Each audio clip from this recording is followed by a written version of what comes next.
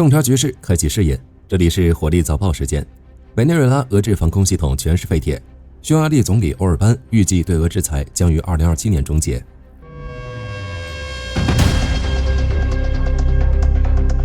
南美局势持续升级，美国对委内瑞拉发动绝对决心行动，展现了压倒性的制空优势。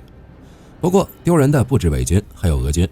根据军事网站 Defense Blog 报道，位于加拉加斯的米兰达将军空军基地，多套俄制山猫举 M2E 地对空导弹系统在美军的精准空袭中被彻底摧毁。这些曾被马杜罗政权寄予厚望，号称能拦截任何美制先进战机的防空利器，在被击毁前，竟连一枚导弹都未能射出。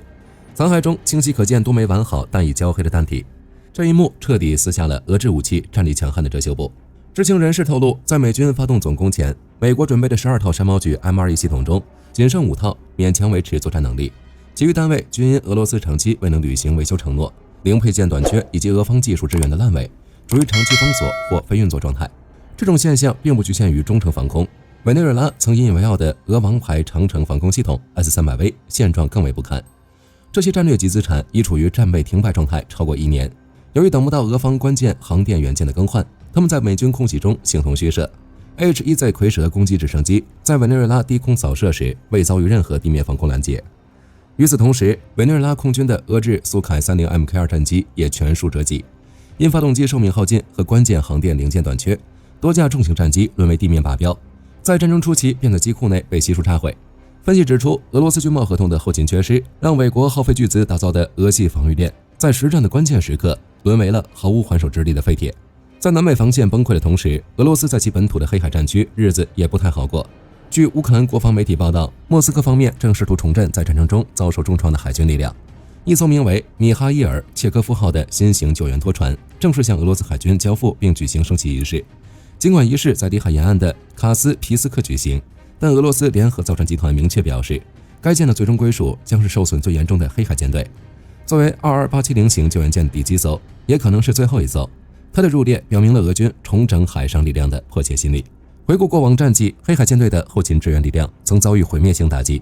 该系列的另一艘舰艇瓦西里别赫救援者号在2022年执行蛇岛支援任务时，被乌克兰发射的美制鱼叉反舰导弹击中并沉没。